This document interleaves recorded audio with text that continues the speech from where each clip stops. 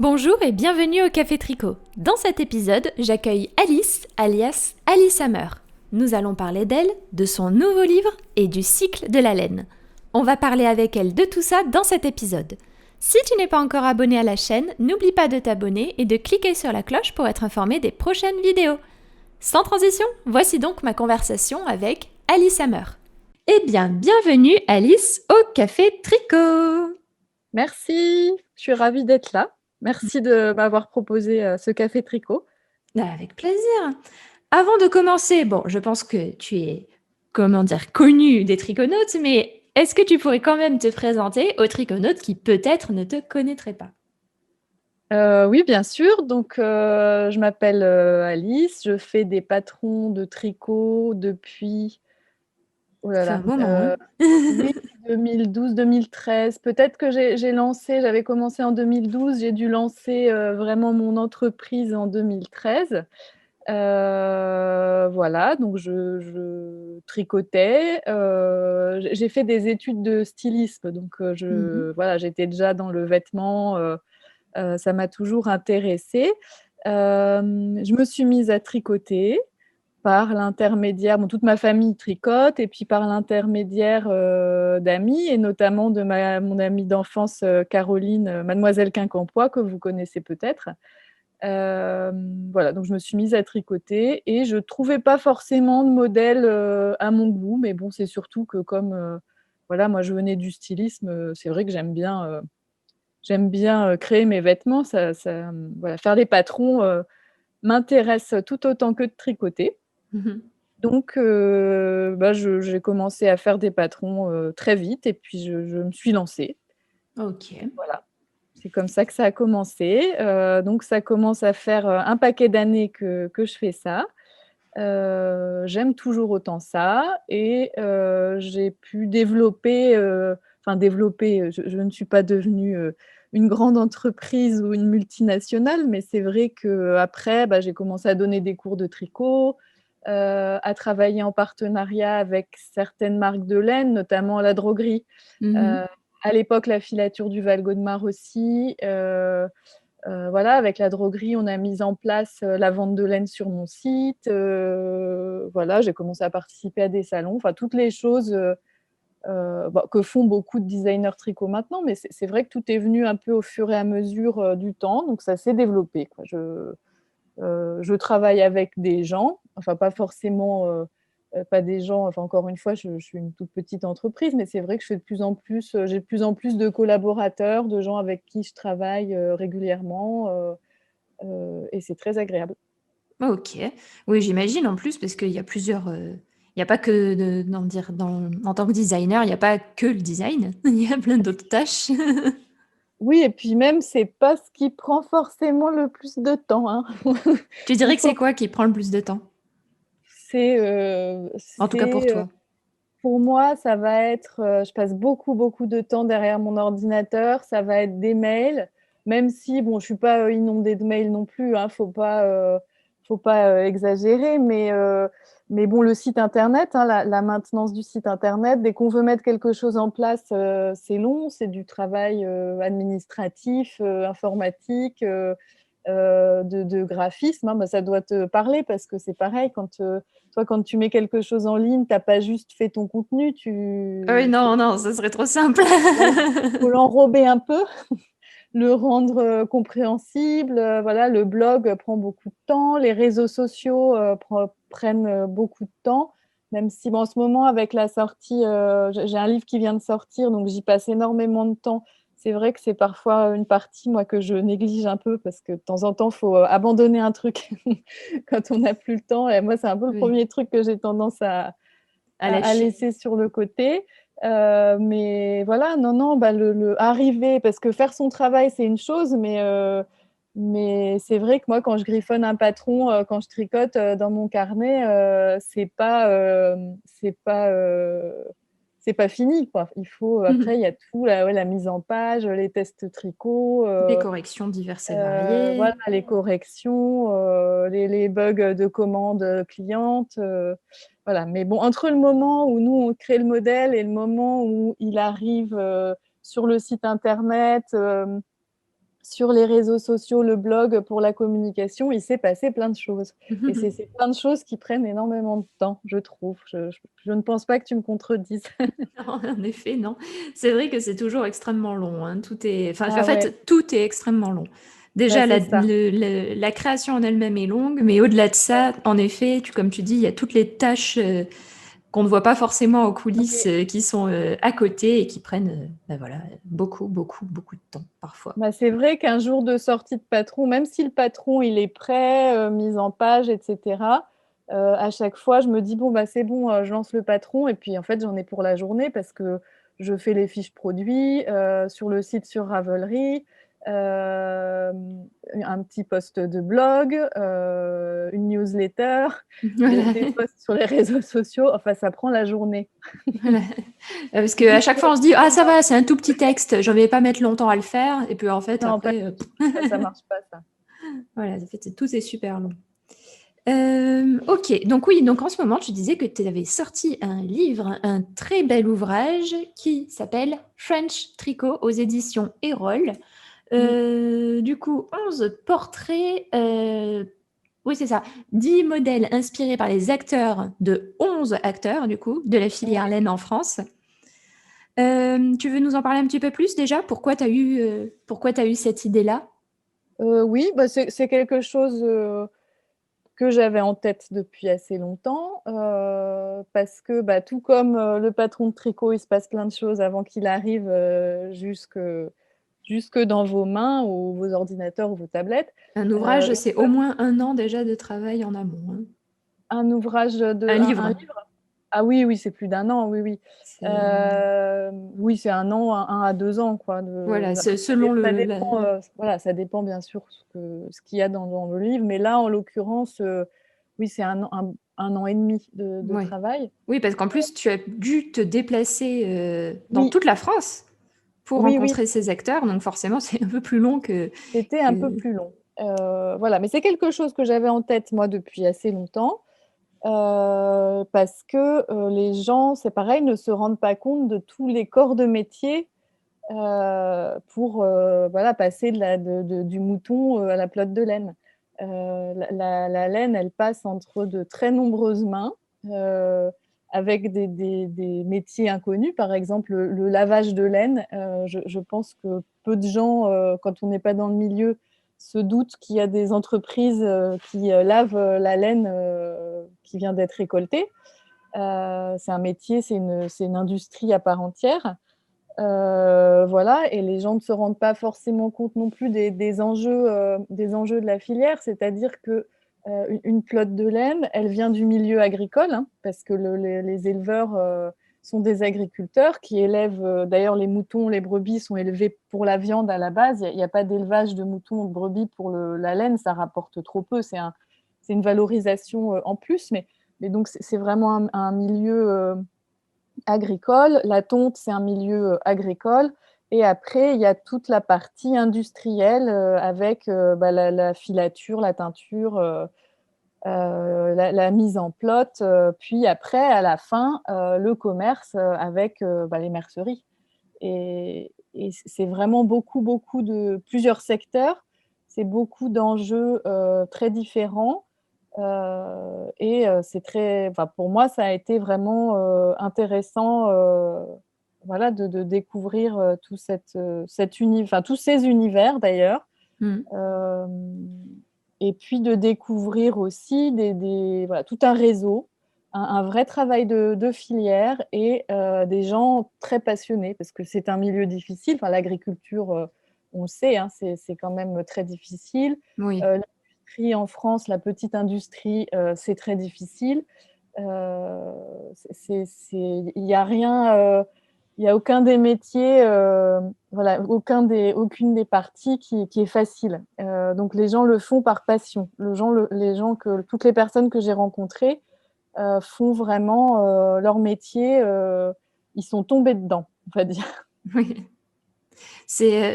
On va en parler plus amplement de ce livre parce que moi j'ai plein de questions sur justement la filière de la laine et Oui, la toute première ça va être ben, comment on passe du mouton à la pelote? Quelles sont les étapes?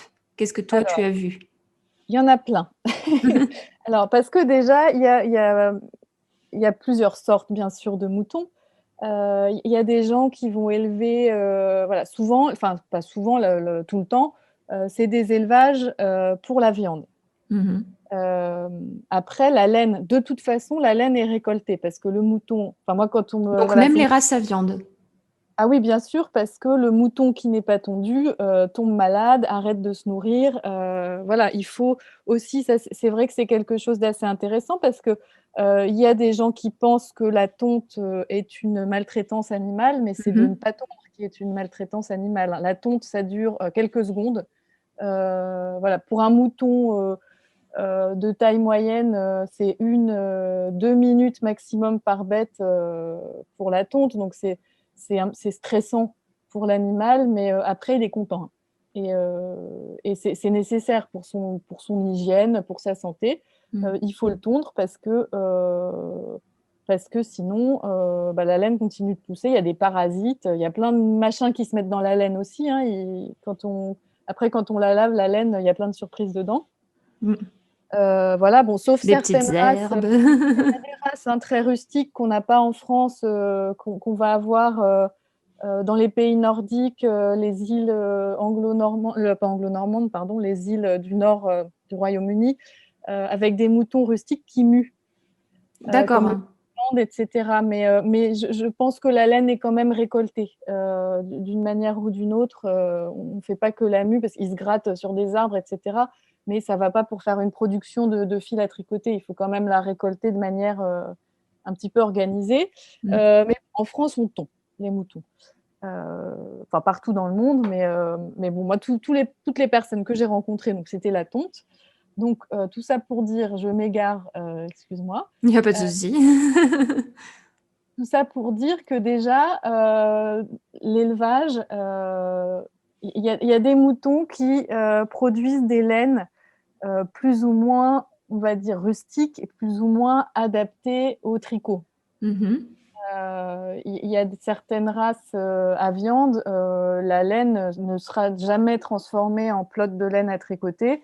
En général, elle va être collectée donc par soit le tondeur qui après la donne à un collecteur de laine, parce que voilà, il y a un métier aussi qui n'apparaît pas dans le livre parce que je pouvais pas voir tout le monde, mais que j'aimerais beaucoup découvrir. J'aimerais beaucoup rencontrer un collecteur de laine plus tard. Voilà, donc il y a des gens qui récoltent la laine pour la vendre au cours de la laine, parce qu'il y a un prix, il y a un marché de la laine. Mhm. Donc souvent, quand c'est des élevages où la laine n'est pas du tout destinée au tricot, la laine va être vendue au cours mondial pour faire de l'isolation, pour faire du tapis. Voilà, elle va partir très souvent en Chine. C'est les plus Mhm. gros acheteurs de laine, c'est la Chine.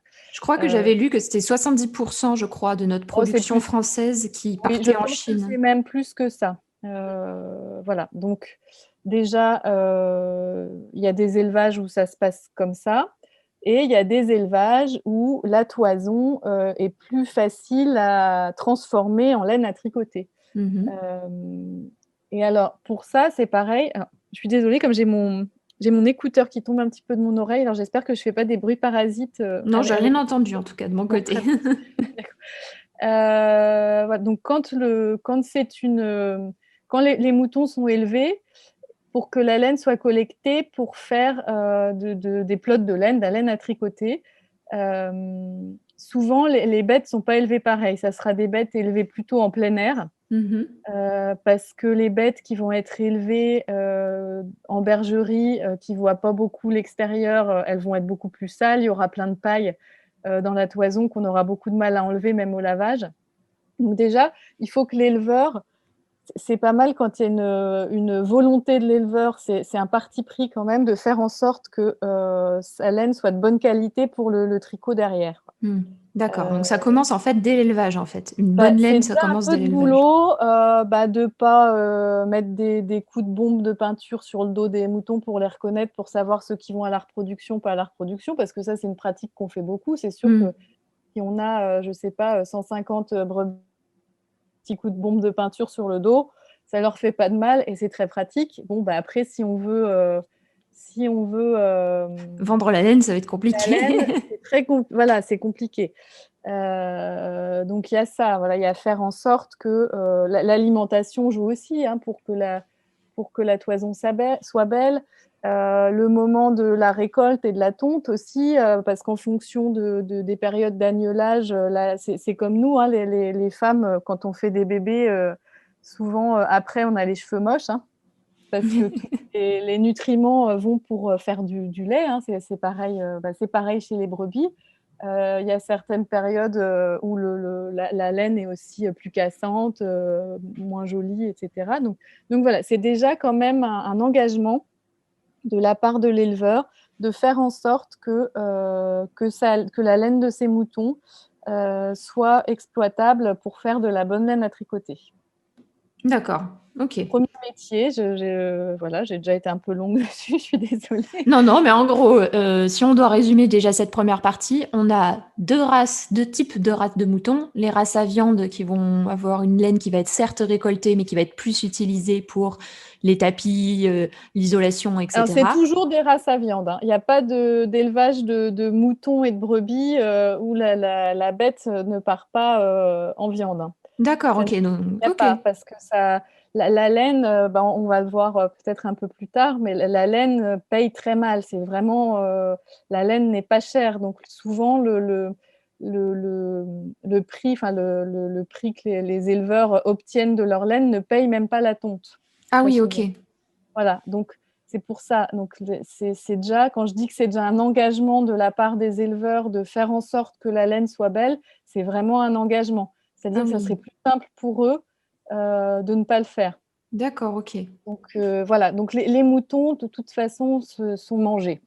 D'accord, ok. Tout est valorisé. Voilà. Et il y a des races, bien sûr, plus rustiques que d'autres. Après, il y a des races qui font de la bonne viande et de la belle laine, comme les Hampshire, par exemple. On voit un élevage de Hampshire dans le livre. Mhm. Voilà, c'est de la viande bio et la laine est collectée pour faire la laine Hampshire de boucle laine. D'accord, ok. Ok, d'accord. Voilà. Mais moi, je pensais qu'il y avait vraiment ce côté, ben voilà, race à laine, race à viande, mais ok, d'accord. Les chèvres qui font le mohair, hein, les chèvres angora, Mhm. elles font que bon, ne sont pas mangées, on mange pas de chèvre chez nous et font pas de lait non plus parce que comme elles ont une très belle toison, pour faire du mohair, c'est pareil, c'est pas des très bonnes laitières. Oui, bah Euh, forcément, s'il y a tout qui part dans la voilà, laine, il n'y a plus voilà. pour le lait, par Pas dans exemple. le mohair, donc voilà. Et les lapins angora, c'est pareil, on les mange pas. Hmm. Mais pour tout ce qui est mouton, brebis, on les mange. Voilà. Ok, d'accord. Donc, ok, donc on a vu On a plusieurs métiers, l'élevage. du coup, l'élevage, on a vu Voilà, ça donc commence l'éleveur. avec l'éleveur, le tondeur Oui. ou la tondeuse. Moi, dans le livre, c'est une tondeuse que j'ai eu la chance de rencontrer, Adèle. Donc la tonte, bah, c'est un métier pas facile non plus, hein, parce que c'est un métier qui paye mal. C'est un métier difficile parce que il faut beaucoup se déplacer. Il y en a plein qui dorment dans leur camionnette parce qu'ils font des kilomètres et des kilomètres. Mais c'est un métier de passion. Et donc quand il y a la tonte, on appelle ça le jour de la tonte, il y a un chantier de tonte euh, où, euh, où sont présents les éleveurs, bien sûr. Il y a les attrapeurs qui attrapent les bêtes pour les passer au tondeur ou à la tondeuse. Et il y a le tri de toison. Hmm. Donc souvent, on lance la toison sur une table de tri. On enlève, il y a des personnes qui enlèvent les parties voilà, trop souillées, trop courtes, etc.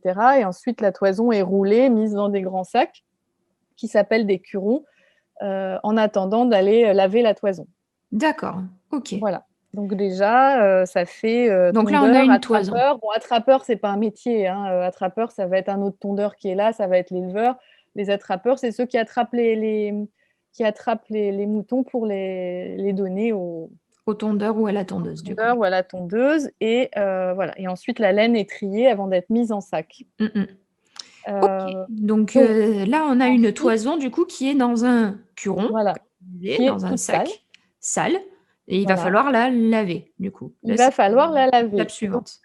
en France, il reste un lavage de laine industriel, donc, qui s'appelle le lavage de laine du Gévaudan, qui Mhm. est à Saugues, en Haute-Loire, donc dans la région du Gévaudan, comme son nom l'indique. Et donc là, la laine va passer dans une très grosse machine. C'est un enchaînement d'étapes de différents bains, voilà, essorage, pression. Voilà, donc la laine est mise sale dans la machine et ressort propre à peu près 15 minutes après. Propre D'accord. essai. C'est très rapide. Il faut Est-ce qu'elle est savoir lavée à 90 pour qu'elle feutre? Je blague. ben non, mais elle est lavée à 70 degrés, Ah, par quand contre. même. Oui, donc non, non, non, c'est lavé. C'est souvent le choc de température qui fait Qui fait feutrer, hein. feutrer. C'est pas nécessairement la température, c'est le choc de température. Et de toute façon, il y a des normes. Je crois qu'il faut aller au-dessus de 60 ou 70 degrés. C'est des normes sanitaires Mm. pour tuer les germes, Les bactéries. voilà, les bactéries. Euh, donc au Gévaudan, il n'y a pas de produits chimiques. Mhm. Ils mettent du bicarbonate de soude dans l'eau. Et en fait, le mélange avec le suin, donc la graisse qu'il y a dans la toison, fabrique un savon. Ça saponifie, ça fait une réaction chimique. Tout Donc seul. voilà, Super. c'est magique. Enfin, c'est pas magique, c'est chimique, mais c'est assez impressionnant. Et la laine donc ressort toute propre. Après, c'est pas des magiciens non plus. S'ils ont reçu des toisons avec plein de bouts de paille dedans et tout, bah ça sera la laine ressortira avec des bouts de paille. Il y a des choses qui arrivent à tomber, à être lavées, mais c'est vrai que si la toison est très très sale au départ, ça, malheureusement, ils n'y peuvent rien. Donc c'est pas mal, voilà, de confier des toisons de bêtes élevées de manière à ce qu'il n'y ait pas trop de cochonneries dans les toisons. Il n'y Et a pas une phase de peignage du coup lors du tri, lorsqu'on le met sur la table de bah, tri, il on y peut a une. enlever si on voit des gros bouts, on enlève à la main, mais il faut que ça soit rapide. Donc le mieux, c'est d'élever. Parce que si la bête elle a été élevée à l'intérieur avec des pailleuses électriques qui balancent la paille, qui lui retombe sur le dos, enfin là, on n'y pourra rien, quoi. C'est pas, Oui. au tri, on n'a pas 5 heures par toison avec une pince à épiler pour ramasser toutes les petits brins de paille qui pourraient être tombés qui pourraient s'être glissés dans la toison. En plus, c'est assez dense et collant parce que c'est en suin. Oui, C'est donc dense, hein. Je ne sais pas si tu as déjà sûrement tâté la laine d'un mouton sur son dos. C'est pas, si. c'est costaud. Oui, c'est costaud. Puis ça, il y a, comme tu dis, tu sens quand même un peu ce suin. Oui, on ne Moi pourrait qui ai pas les le mains peigner. sensibles, tu le sens de suite. Donc du coup, Ouais. tu sens que c'est animal, quoi. Ah oui, on ne pourrait pas le peigner, le mouton. Je veux Ah dire, c'est non, peigné. ça serait une Non, très non, mais mauvaise voilà. idée. Donc, ça passerait pas le peigne. Donc, c'est vraiment déjà une toison, c'est déjà dense, hein. Et souvent, d'ailleurs, la toison, quand on la met sur la table de tri, elle est en une pièce parce que tout est imbriqué, quoi. Oui, voilà. Il Donc, y a pas la peau, mais ça tient, ça ça tient tient tout déjà. seul, hein. Voilà, ça tient tout seul en forme de mouton, quoi. Donc, voilà. Donc, tout ça pour dire que la laine ressort propre. Le poids est diminué de moitié, hein. Donc, si on lave 1 kilo de laine, on obtient 500 grammes à la fin Ah oui, de laine propre. Ouais, ouais, il y a la moitié qui était du gras et puis des choses diverses qu'il y avait dans la toison. La laine est de nouveau stockée dans de grands sacs propres, hein, cette fois, mhm. pour repartir. Alors là, soit ça dépend ce qu'on veut faire avec. Pour de la laine à tricoter, en général, elle part à la filature directement. Mhm. Après, si ça va être, je ne sais pas moi, pour faire de la laine d'isolation, ça va vers les usines ou du feutrage. Ou voilà, Mm. la laine, après, est dispatchée selon l'usage qu'on veut en faire. D'accord. Donc là, en fait, c'est à ce moment-là, en fait, où là, pour l'instant, on était sur une même toison, c'est-à-dire toutes les toisons qui sont traitées de la même façon. Et là, Oui, après, là, maintenant, on passe du coup à comment dire, cette division entre laine à tricoter et laine oui, oui, d'autres oui, usages. c'est ça. Donc là, en général, c'est envoyé directement par par le lavage qui fait expédier dans la bonne filature, enfin Mmh. concentrons-nous sur le tricot. Voilà. Après, ça dépend parce qu'il y a des éleveurs aussi, comme ça dure un quart d'heure, s'ils sont pas trop loin, ils viennent et puis ils repartent avec leur laine propre et puis ils s'occupent Du de la reste, hein. suite. Mais bon, globalement, au lavage, ils font expédier la laine dans les filatures. Donc maintenant vient l'étape de la filature de la laine. OK. Donc là, aujourd'hui, on a combien de filatures encore en France? On en a plus beaucoup, hein? Il y en a plus des masses, je pense qu'on les compte sur les doigts des mains. Après parce que c'est pareil, il y a plusieurs types de filatures. Il y a des micro-filatures qui s'ouvrent, j'en ai une dans le livre, hein, la petite, filature bretonne, où là, c'est vraiment à petite échelle et puis j'ai vu des filatures, qui essayent aussi de revenir, je sais pas si tu as vu passer, mais la filature de Nio, Oui. il y a des initiatives comme ça, locales qui se mettent en place. Après, en grosse filature, on en a 5 quoi. Ouais. Heu, C'est assez, c'est devenu mais il y en assez rare, en avait, fait. oui, oui, il y en avait plus de 1000, je crois, il y a 100 ans, hein, donc on a vraiment, perdu, beaucoup, de patrimoine à ce niveau-là.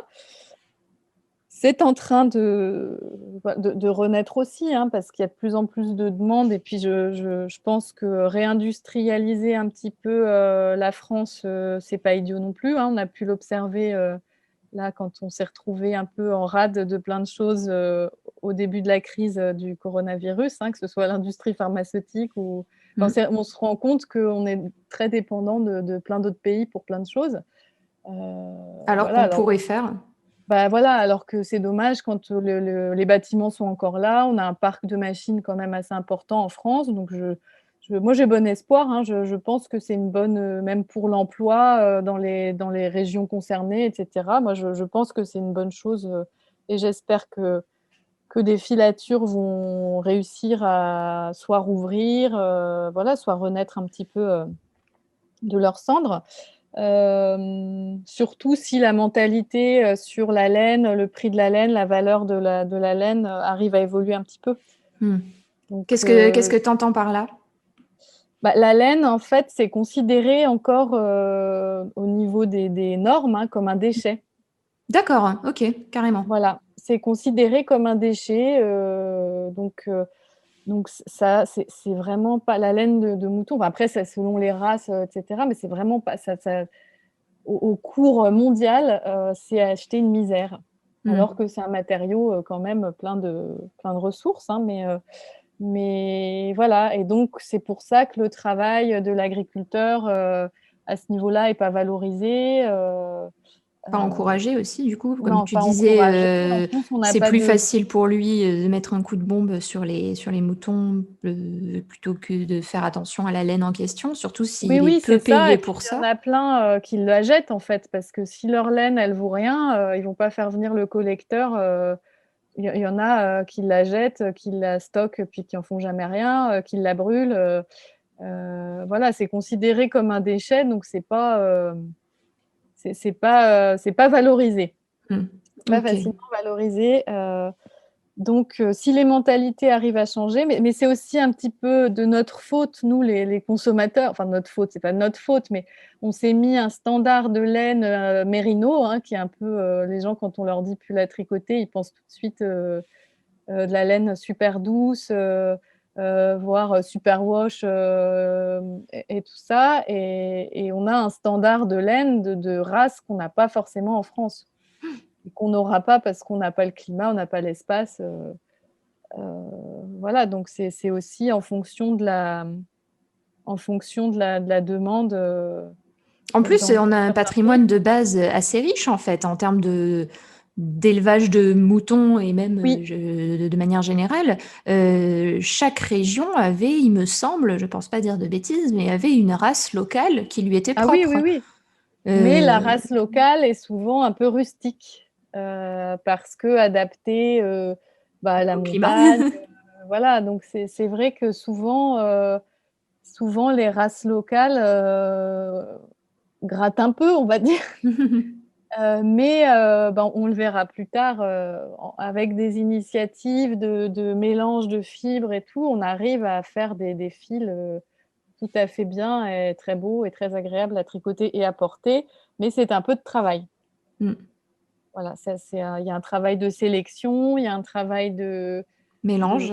voilà, de mélange, qui demande du temps et du savoir-faire et voilà, mais on y vient de plus en plus.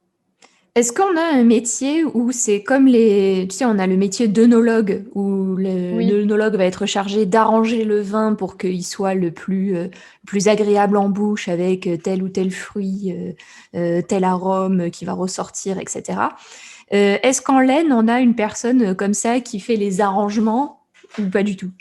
Bah, alors, je pense qu'il y a des ingénieurs qui doivent faire ça. Moi, j'en ai pas rencontré, je parce que bon, là, globalement, tout ce qui concerne les grandes marques de laine, ça va être, du mérinos qui va être acheté, beaucoup, en Afrique du Sud ou, Nouvelle-Zélande, Australie et cetera. Mhm. C'est vrai qu'on utilise beaucoup des toisons étrangères qui sont déjà, calibrées.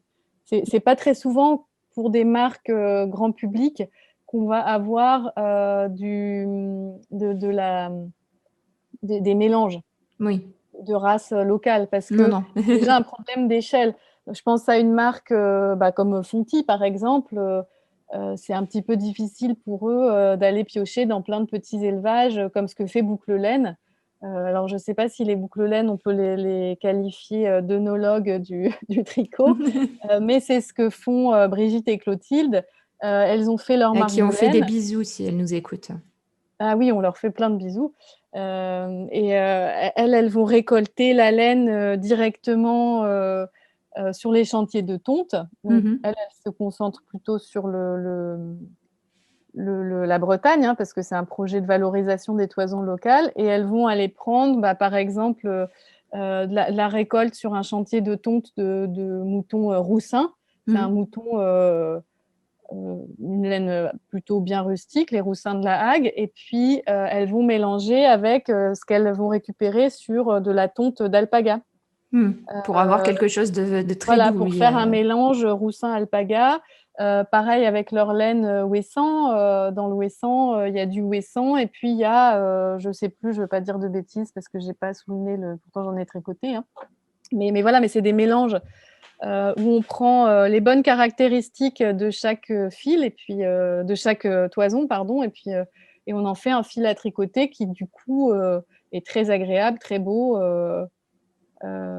Voilà. Donc, alors est-ce qu'on peut appeler ça de l'œnologie de la laine? Je ne sais pas, mais Faudra voir. le travail se fait, mais ce travail est plus facile à faire à échelle locale. C'est vrai que Forcément, c'est parce qu'en fait, je pense qu'il y a aussi le côté plus agile, je dirais. Alors qu'une oui, oui, grosse c'est ça. entreprise, voilà, par définition, grosse entreprise, c'est un peu plus lourd. Les Une grosse process sont plus entreprise lourds. doit, fournir, de la laine à je ne sais pas combien de En merceries et si plus, elles ont que des petits lots, qui suivent pas, après pour, le consommateur, si la laine elle est arrêtée, très vite parce qu'il y avait que des petits lots, parce que c'est des choses, glanées un peu par-ci par-là, ça fait pas sens et même économiquement, courir partout, récolter, plein de toisons différentes, c'est pas évident, c'est pas très facile, à mettre en place, quoi. Ils ont besoin de volume. hmm. Mais Fonty est quand même en train de mettre en place, une laine locale. Ah, c'est cool. Voilà. J'en dis pas plus parce que, je veux pas dévoiler, je sais pas dans quelle mesure c'est top secret, pas top secret, mais je sais que ça se met en place avec plusieurs, acteurs de la filière Massif Central, avec, des éleveurs, avec voilà, le lavage du Gévaudan, hein, qui est dans le Massif Central, Mhm. avec, des filatures, donc ça il y a des choses quand même qui se mettent en place, mais c'est long, hein, comme tout, dès qu'on veut changer quelque chose, c'est du travail sur le long terme, hein. Oui. Donc, affaire à suivre à ce niveau-là, ça pourrait être super intéressant. Ah oui, oui. Ok, donc là, on s'est arrêté à la filature. À la Voilà, donc filature, la laine arrive. la laine Euh, arrive, elle est filée, bon alors voilà, selon la qualité de la laine, bien sûr l'épaisseur qu'on veut, elle est filée, elle est teinte. Filet Alors et teinte, on est d'accord? Ou teinte et filet, filet? alors ça dépend des qualités de laine, chez Fonty ou chez Terrade, par exemple, qui sont 2 filatures de la Creuse. Soit la laine est filée puis teinte, soit un des fils que j'ai utilisé dans le livre, là, le Tartan 3 de Mmh. Fonty, la laine est teinte avant en bourre et filée ensuite. D'accord, OK. Permet de faire des chinés, voilà, des assemblages, comme ça. Donc les 2 cas de figure sont possibles. La laine peut être teinte en écheveau ou en cône. Mmh. Donc là, elle peut être teinte donc à la filature, si la filature, a une teinturerie. Après, il y a de la laine qui est teinte aussi. Il y a des teintureries, de Couleurs et Textiles, par exemple, qui est dans le livre aussi, qui est l'usine de teinture de la droguerie, mais pas que de la droguerie, parce qu'ils teignent pour plein d'autres entreprises. Eux ne font que de la teinture et du retordage, c'est-à-dire qu'ils reçoivent le fil déjà prêt. Soit le fil passe à la teinture, soit ils peuvent faire des mélanges. Par exemple, les mélanges de la droguerie qu'on connaît, le fil caresse, Oui. le fil est retordu, donc à Couleurs et Textiles, ou la comète qui mélange du mohair avec du fil brillant, c'est retordu, à Couleurs et Textiles. Mais il faut qu'à la base, il y ait déjà Le fil qui soit prêt, en fait. fil, voilà. Il faut qu'elle arrive sous forme de fil déjà. Donc en fait, si je devais simplifier pour celles qui savent pas à quoi ça correspond, retordu, c'est comme si on faisait une tresse, en gros, Oui, c'est ça. avec 2 fils. Je simplifie Voilà. beaucoup, mais c'est pour 2 ou 3 ou donner 4 l'idée. ou voilà, avec autant de fils qu'on veut, hein, parce qu'on peut aller jusqu'aux 6 fils, ça se fait, hein, voilà. Mais c'est, parce que quand vous dépiotez votre laine, souvent, on se rend compte qu'il y a des petits brins. Mmh. Donc ces petits brins, sont retordus entre eux pour faire un fil.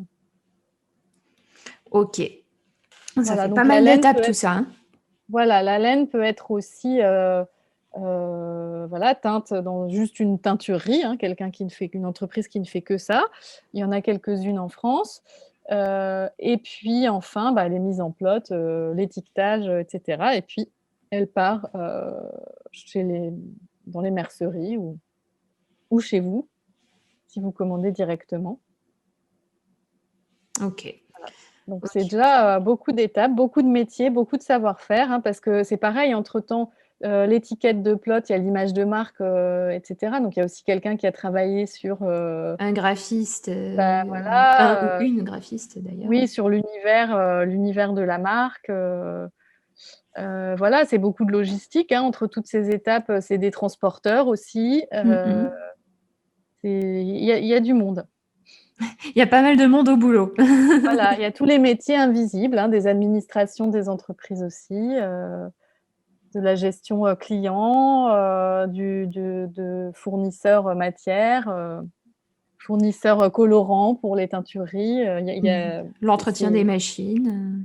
l'entretien des machines qui est aussi le nerf de la guerre, hein, qui est pas l'étape la plus facile parce qu'on a de moins en moins de mécaniciens, en France. Donc je sais que Benoît de Fonty a eu du mal à trouver la perle rare, pour entretenir le parc de machines parce qu'il y a pas un jour sans qu'il y ait un truc qui pète, sinon c'est pas drôle. Heu, donc il faut pouvoir, effectivement, réparer les machines, les maintenir, donc c'est aussi des métiers, dont on a besoin dans Des petites mains, quoi. voilà, c'est ça, Des petites mains qui nous permettent de faire de très belles pelotes.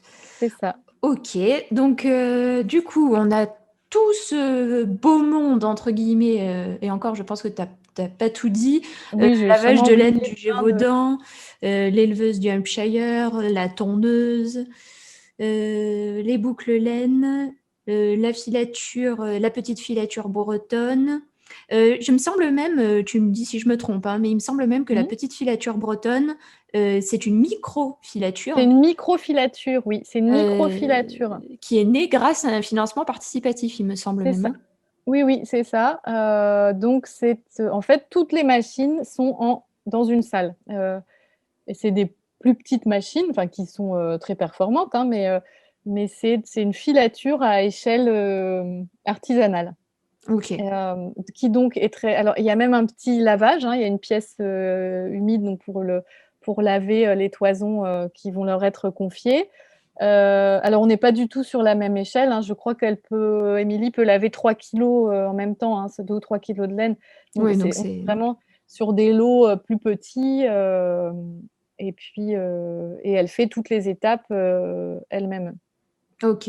Oui, Et donc il y c'est a vraiment... énormément de demandes de petits éleveurs qui veulent valoriser leur laine et qui n'avaient pas les quantités pour aller chez un fontis, par exemple, ou même au lavage de laine du Gévaudan. Même s'ils prennent 30 kilos, c'est pas énorme, hein, mais quand même, il faut les... Il faut les avoir quand Il y a même, hein. des gens qui ont 20 bêtes, ou il y a plein de gens qui ont des moutons dans leur jardin aussi. Des Oui. moutons qui, eux, ne sont pas mangés, justement, mais des moutons de compagnie.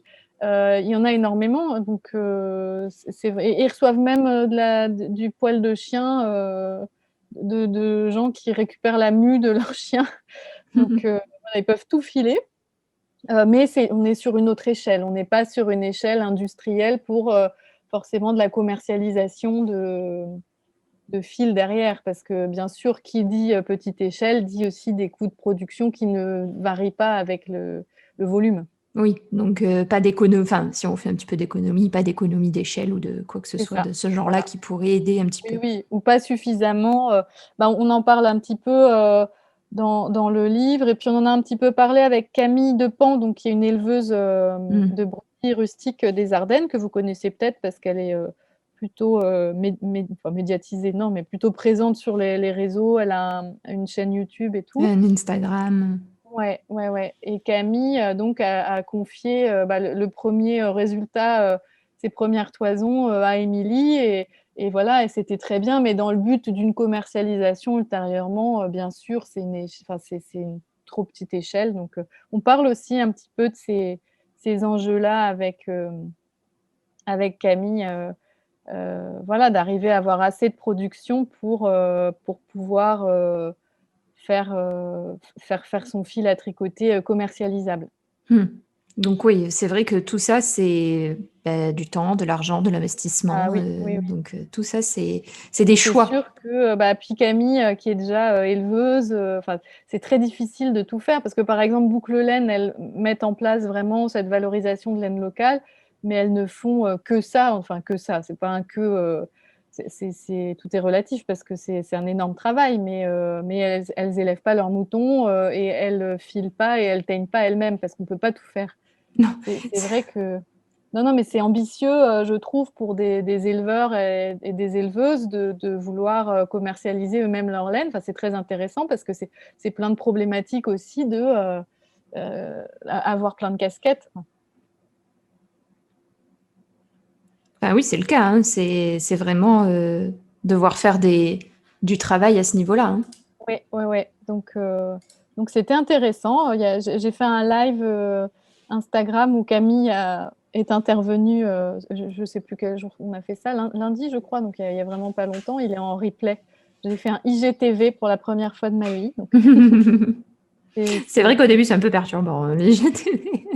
oui, oui, moi je ne connaissais pas. Donc voilà, mais ça y est, j'ai découvert, et c'est intéressant. J'essaierai d'en faire régulièrement avec les différents intervenants du livre, hein, enfin ceux qui veulent bien et puis qui peuvent. Parce que c'est intéressant aussi d'avoir leur point de vue et leur témoignage. Tout à fait. Ok, donc ça c'est pour tout ton ouvrage. Et en fait, du coup, ça a duré 1 an et demi, en fait, le temps de tous les voir, etc. Et c'est... Non, c'est pas vraiment. Ça n'a pas forcément été la partie la plus difficile, parce que, alors déjà, j'ai concentré un petit peu géographiquement. La première visite que j'ai faite, c'était au lavage de laine du Gévaudan. Alors, c'était juste avant que je déménage en Auvergne, mais j'avais déjà un pied en Auvergne, parce qu'on venait d'acheter la maison, et que mes parents, enfin voilà, j'étais chez ma mère qui est à Clermont-Ferrand, donc c'était pas très compliqué pour moi de me déplacer là-bas. Ensuite, on est parti en Bretagne pendant les vacances de février l'année dernière, et on a concentré du coup toutes nos visites bretonnes. Il y a une filière bretonne très très très très active, hein. Il y a un gros travail fait en Bretagne pour valoriser la laine bretonne, vraiment main dans la main, les éleveurs, les tondeurs, boucle laine aussi. Voilà, mais il y a vraiment, à ce niveau-là, la région est très, très active. Mm. Mais déjà, Euh, j'avais cru remarquer déjà chez les triconautes, il y a beaucoup de personnes qui sont de la Bretagne. ouais. Donc, je pense qu'il y a vraiment un truc qui se passe au niveau de la Bretagne sur la laine. Je ne sais pas qu'est-ce Oui, que oui. ça va donner dans l'avenir, mais il y aura un truc qui se passera en Ah, il y a plein Bretagne. de choses qui se passent dans la région pour la laine. Massif central et Bretagne, j'ai l'impression que c'est Ça les bouge. deux zones géographiques où il y a de plus en plus de travail vraiment main dans la main, quoi, de mise en place de réseaux filières. Ben, ça, c'est bien parce que Ouais, vraiment, c'est des choses, je pense, qui manquent aujourd'hui. C'est peut-être, comme tu dis, ce côté réseau. oui, mais c'est le Euh, plus important, c'est ça qui. Bah, on pourra en parler après. J'ai rencontré pour le livre Bernadette, qui est une des pionnières des mohair de France, et qui hmm. nous racontait justement que sans ce travail vraiment commun, ça ne serait pas devenu ce que c'est devenu. Et c'est peut-être quelque chose qui a tendance à se perdre un peu dans le monde aujourd'hui, hein, de ne pas vouloir faire les projets pour ramener la couverture à soi, mais de faire des projets vraiment voilà, pour la laine, pour la filière. Et ça, bon, c'est en train de changer. Il y a plein de choses qui se mettent en place à ce niveau-là. Et pour moi, ça sera vraiment le. Enfin, après, je ne suis pas spécialiste ni en économie, ni en agriculture, ni rien de tout ça, mais je pense que c'est une des clés pour faire renaître la filière laine en France. C'est un Hmm. des secrets. Je pense en tout cas que c'est une très bonne voie. Oui, oui, oui. Je pense en tout cas que c'est une très bonne voie. Ok, donc ça c'est pour tout ton ouvrage. Voilà, donc je suis allée en Bretagne, donc j'ai réussi à concentrer un petit peu mes rencontres sur quelques jours en Bretagne. Et puis, Mhm. bah, en fait, non, mais c'est surtout que c'était un régal. Enfin, moi, j'y allais donc avec Arnaud, mon compagnon, qui a fait toutes les photos du livre. Voilà, mais on a été logés chez les différents intervenants. Enfin, on a passé des super moments. Et puis, En fait, tu as c'était fait une des. sorte de woofing de la laine en fait. Bah, c'est ça. Moi, j'ai pas travaillé, hein, par contre, mais j'avais mon enregistreur. Moi, voilà, c'est des discussions que j'ai menées. J'ai pas fait des interviews questions-réponses. J'ai laissé un petit peu chaque moment se passer comme il se passait, et puis à voir ce que chaque personne avait envie aussi de livrer, de raconter.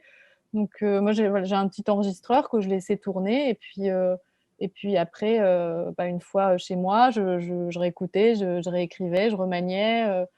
Euh, voilà, donc non, non, vraiment le côté visiter, rendre visite aux gens pour parler de leur travail a été, j'ai envie de dire, l'étape la plus facile, la plus facile du livre, parce que c'était vraiment très agréable. Hmm. Ok, d'accord. Une version enregistrée bientôt disponible ou pas du tout? C'est pas du tout prévu. Non, non, non, enregistré, non, non, parce que voilà, j'ai laissé tourner. Déjà, c'est pas comme ça que j'ai présenté la chose aux participants, donc je veux pas forcément. Voilà, c'était un peu informel, D'accord, ok. donc c'était Non, mais je pas sais pas vraiment. si tu l'avais prévu ou pas en fait. C'était Non, plus. non, non. Après, voilà, moi, ce que vraiment j'ai envie de faire, c'est réussir à faire maintenant des petits entretiens en vidéo, peut-être en direct, où les gens peuvent poser les questions, comme ce qu'on a fait l'autre jour avec Camille. Et puis, il y a Suzy de la droguerie aussi qui nous a rejointes. Et franchement, c'était déjà très, très sympathique. Hmm. Ok, d'accord. Donc Et à donc, suivre. voilà. Donc, non, ce qui a été long, bah, il y a bien sûr les modèles, parce qu'il y a quand même 10 patrons dans le livre, donc ça, hein, ça prend le temps de tricot déjà est incompressible, hein, donc tu dois savoir que ça prend un petit peu de temps, et puis le patronage, et puis les tests, et enfin, bah, après c'est très long une fois, même si on a tout le matériel, quand on livre à l'éditeur donc tout son contenu, après c'est pas fini, hein. Oui, non. Donc, il Ce y a n'est que les le début. relectures, remanier, Ce n'est que le être début. d'accord, pas d'accord, voilà, avec les éditeurs, les commerciaux. Voilà, il y a tout un. J'ai envie de dire, c'est après que pas les ennuis, mais les- Ce n'est comment que le choisir. début du livre en fait. Bah, c'est ça, parce qu'après, bah, c'est sûr, moi, c'est un projet que j'ai fait avec une maison d'édition, donc c'est pas uniquement mon projet.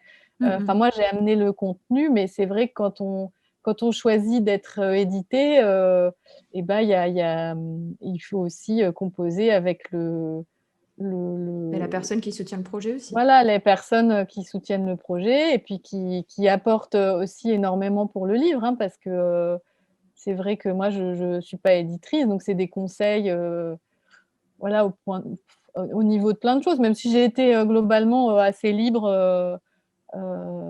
Voilà, mais c'est vrai que, eh ben, il y a des concessions à faire par rapport à ce qu'on imaginait, de tous les côtés, hein.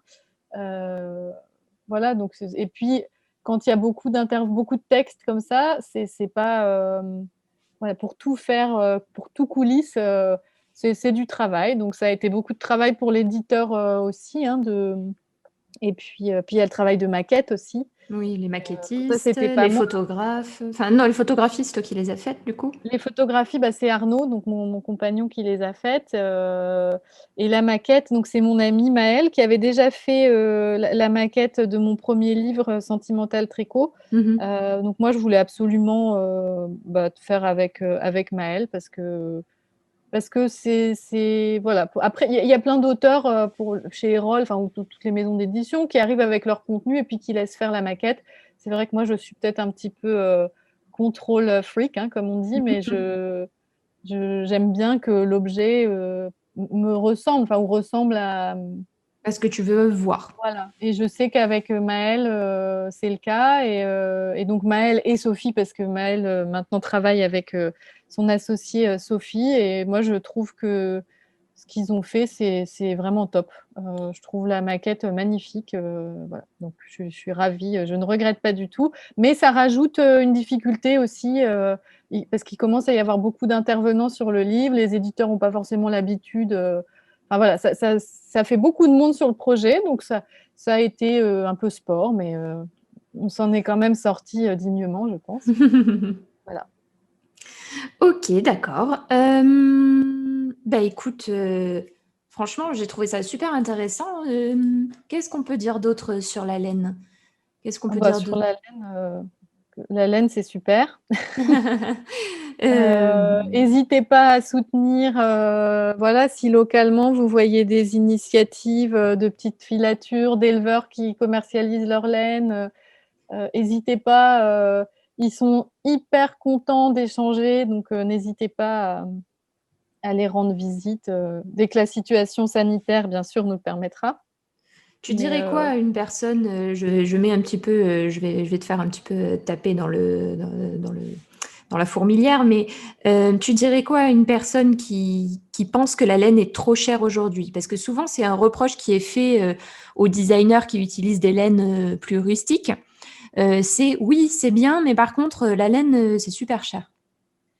bah, alors, ça dépend. C'est sûr qu'une marque de laine, qui va, acheter, par, tonnes et tonnes, des toisons, en Nouvelle-Zélande, ou, je sais pas où, faire filer en Turquie, aura une production, qui fait, bah, comme ce que tu disais tout à l'heure, bah, des économies d'échelle.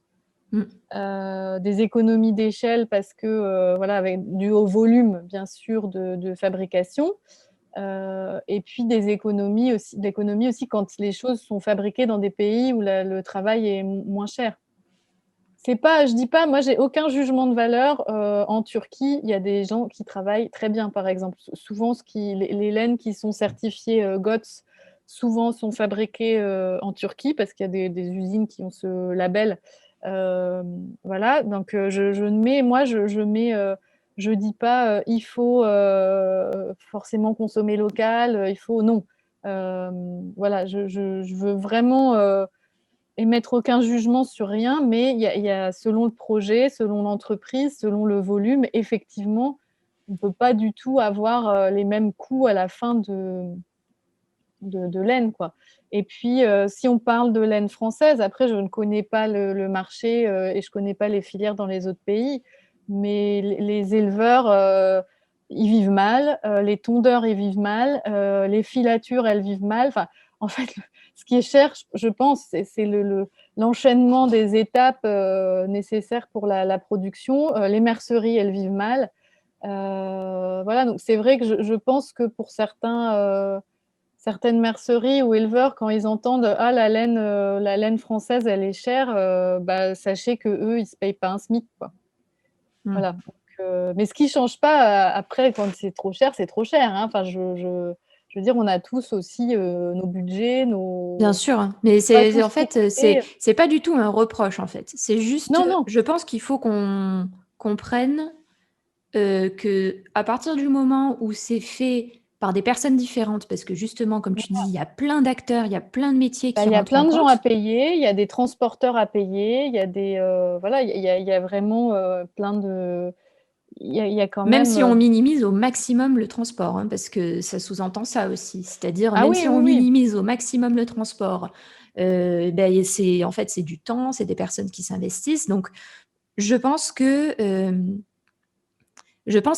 chacun est libre de faire ce qu'il veut. Je le répète, c'est pas du Oui, tout oui. l'idée, c'est pas du tout de dire, de pointer du doigt et dire ah c'est pas bien. C'est juste de, et c'est pour ça aussi que j'ai voulu qu'on parle de ça durant le café tricot, c'est comprendre comment c'est fait pour se dire ah ouais, il y a quand même pas mal de monde qui sont impliqués. Ok, je comprends mieux le prix en fait.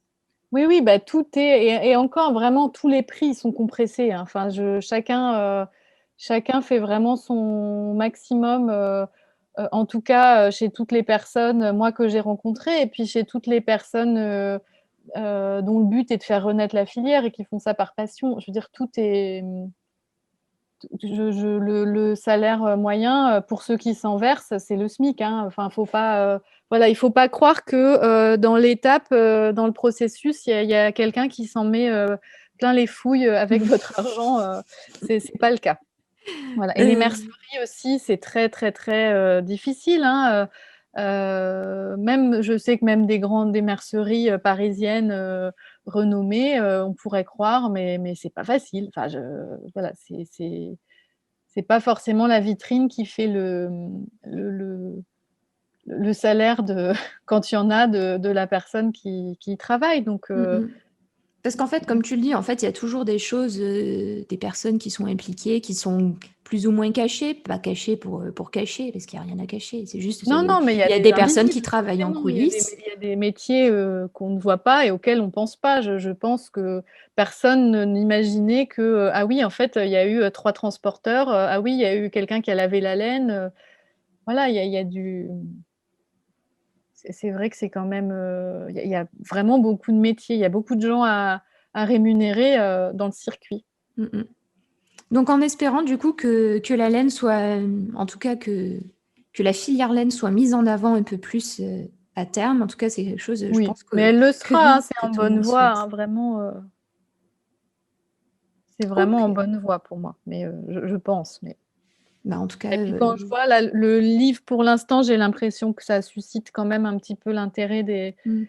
des tricoteurs et tricoteuses, donc je me dis que c'est bon signe aussi, Ah, mais ça, c'est certain. Je pense en effet qu'il y a un vent nouveau qui souffle.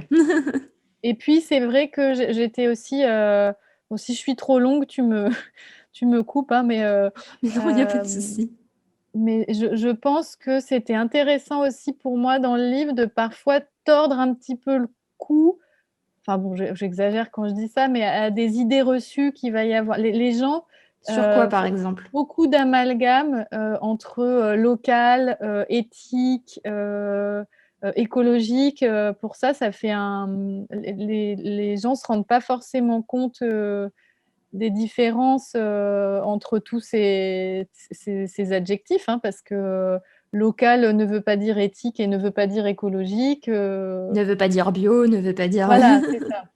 Donc c'est vrai que c'est pas mal aussi, d'arrêter aussi de croire que forcément, plus c'est petit, plus c'est vertueux, parce que, il y a des grosses entreprises, des grosses filatures qui travaillent très bien et des teintureries industrielles qui travaillent très bien et qui ont une empreinte, écologique, 10 000 fois moindre que, peut avoir, forcément, c'est encore une histoire d'échelle, mais une teinturière qui fait ça chez elle. Et encore une fois, sans juger, personne, je c'est pas le même métier. Mais voilà, il faut arrêter de croire que parce que c'est, Fonty ou la droguerie, c'est plus polluant ou même Bességarn ou enfin que sais-je, hein, de grandes marques de laine, que c'est pas forcément plus polluant ou moins vertueux que une teinturière qui fait ça de manière artisanale, parce que derrière, il y a des salariés, il y a des charges sociales, il y a des normes environnementales qu'à petite échelle, on n'a pas forcément. Mm. Qu'à échelle artisanale, on n'a pas forcément. Et voilà. Et après, moi, on me pose beaucoup de questions. Pourquoi vous mettez pas plus en valeur des laines françaises dans mon travail de tous les jours? Parce que on me dit par exemple, la droguerie, leur laine, elle vient pas forcément de France ou voilà. Mais en fait, c'est pas possible. Juste si tu veux de l'alpaga pour une grande marque de laine, il y en a pas en France. Il y a quelques élevages d'alpaga. On fait coucou à Lily Neige. Oui, voilà. Non, non, mais après, ce n'est pas viable pour une production industrielle. Non, Comme, je crois qu'ils en ont, ils en ont pas assez. non, mais c'est ça. Et puis le climat non plus ne va pas pour une production industrielle. Les alpagas, ils sont bien dans les Andes, hein. Voilà, idem pour le mérino et même pour le mohair, les mohairs de France, en fait, Le ne cachemire. font pas les marques de laine. Le mohair de France, ils vendent en leur nom propre. Donc, ils n'ont pas de revendeur, enfin, ou très très peu, mais c'est la laine mohair de France. Aucun filateur, aucune marque de laine ne peut avoir du mohair français parce que leur seul moyen d'être viable économique, c'est de faire de la vente directe. Alors que s'ils vendaient leur toison, déjà, il n'y en aurait pas suffisamment. S'ils vendaient leur toison aux filateurs. Donc, quand on achète du mohair d'une marque, même d'une marque de laine française qui n'est pas Mohair de France, c'est sûr que c'est pas des bêtes qui ont été élevées en France et ça n'a pas été filé non plus en France parce qu'on file plus le mohair en France. Ou très très peu, c'est pareil à échelle vraiment locale. Donc, et ça, il faut arrêter. Et c'est pas moins bien. C'est juste que c'est des histoires d'échelle, c'est des histoires voilà, d'approvisionnement, d'économie, De aussi possibilités de aussi. géographie par rapport aux animaux. Donc voilà, il ne faut pas croire que parce qu'un fil n'est pas forcément fait en France, que c'est moins bien. Ok, Voilà, ça, c'est ce que ça j'ai c'est bien. retenu aussi de tout ce périple en discutant avec les gens de ce qui est possible et ce qui n'est pas possible. Et puis c'est comme ça. Enfin, c'est sûr qu'on n'aura jamais une production d'alpagas française à échelle industrielle. Et tant mieux, parce que les pauvres alpagas, je ne pense pas que... Qu'ils apprécient. Hein. Non. Ok, d'accord. Bah écoute, moi, je trouvais ça super intéressant, Alice. J'ai appris plein de choses, plein de métiers aussi. Ah tant mieux. Le métier d'attrapeur, nous, dans le sud, on a plus les attrapeurs de taureaux, mais c'est vrai que j'avais pas pensé à l'attrapeur de moutons. Oui, c'est pas vraiment un métier, hein. Souvent, c'est les Oui, personnes qui sont là. Mais il faut savoir bien les attraper pour pas les stresser, pour pas... voilà, donc c'est quand même un savoir-faire. voilà, c'est un savoir-faire. Je pense que c'est bien le mot. C'est un savoir-faire et je pense que tous les métiers en fait qu'on a vus là durant ce café tricot, c'est en fait des savoir-faire qui se combinent pour faire quelque Oui. chose de magnifique. Ah oui, oui. Mais écoute Alice, je vais te poser les deux questions classiques du Ah, café tricot. vas-y, Déjà, vas-y. la première, c'est est-ce que tu as une astuce à donner aux triconautes qui nous écoutent? Oula, une astuce. Mm-mm. Alors, à quel sujet? Tricot, si possible. Une On astuce prend aussi tricot. les astuces cuisine. Ouais, ouais. Alors, non, une astuce tricot, moi, je dirais pas trop se prendre la tête parce que je donne pas mal de cours de tricot et puis alors souvent c'est «Oh, mais est-ce que c'est mieux si je tricote en continental? Est-ce que je saurais faire ça? Est-ce que alors que souvent voilà, faut tricoter ce qu'on a envie, De la façon pas dont se on mettre a la envie. pression. Non, il y a beaucoup de gens qui se mettent la pression, je trouve, avec le tricot. Si on n'a jamais envie de tricoter en rond, c'est pas très grave, hein, on peut tricoter à plat. Si on a envie de faire que des écharpes au point mousse avec des aiguilles de 15, c'est bien aussi. Enfin, voilà, je veux dire, Pas de stress. prendre du plaisir dans ce qu'on fait. Alors, je sais pas si c'est une astuce, c'est pas vraiment une astuce, mais Si, moi je pense que c'est une bonne astuce en fait. Parce mais que se fier, voilà, à son envie, pas se mettre de pression et puis pas non plus se sous-estimer parce que c'est pareil, moi, souvent, quand je donne des cours de tricot, en fait, je me rends compte que je sers à rien, hein. parce que c'est juste que la personne, elle est contente parce qu'on montre et que l'élève a l'impression d'être accompagné et rassuré, mais souvent, c'est des choses que les tricoteurs et tricoteuses auraient pu très bien faire sans moi. Voilà, donc se faire confiance, ne pas hésiter à tenter un projet qui a l'air un petit peu difficile ou on n'ose pas, il faut se lancer, puis au pire, on rate et c'est pas grave. On défait. Ouais, rien n'est grave en tricot. Voilà, c'est ça mon astuce. Il y a rien de c'est que du tricot. Pas de stress. Non. OK et enfin, est-ce que tu aurais des blogs, podcasts, ou livres à recommander? Bon, bien sûr le tien. Oui, mais oh bah, des livres, des tonnes. Après blog, podcast et tout, c'est vrai que je suis pas, si des blogs, j'en lis, mais les podcasts, Donc tu es de la vieille école, tu lis encore des blogs. moi, je lis des blogs, oui, je écris mon blog et je lis des blogs. Podcast, c'est vrai que j'ai pas tellement le temps parce que quand je travaille, moi, j'arrive pas, même musique et tout, j'ai un peu de mal à il faut que je me concentre et puis, bah, après, moi, je tricote plutôt le soir, alors souvent, c'est vrai que je vais regarder des films ou tout ça ou discuter, mais donc je suis pas très calée. Bon, je peux vous conseiller, celui de Camille Depan, bien sûr, qui est Mmh. dans le livre. Heu, voilà, parce que je sais qu'elle en fait un, donc je peux citer celui-ci. Le tien, bien sûr, mais voilà, après je suis pas calée en podcast. Alors par contre, oui, blog, moi j'aime beaucoup le blog de Kate Davis, par exemple, Mmh. que tu connais sûrement. Oui.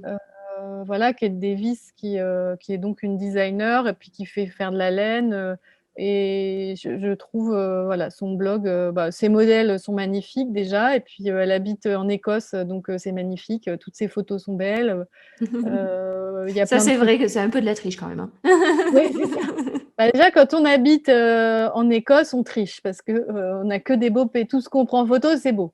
Donc non, non, mais même elle a, tout un univers, une démarche, intéressante, et j'aime bien parce que c'est des articles de blog où il y a pas parce que parfois il y a des articles de blog, il y a 3 photos et puis: «Ah voilà, j'ai tricoté ça la semaine dernière» et puis c'est fini. Là, c'est vrai qu'il y a des vrais articles, elle écrit beaucoup, bon, elle fait des livres aussi, donc je trouve que c'est toujours, intéressant. On en apprend, plein avec son blog et voilà.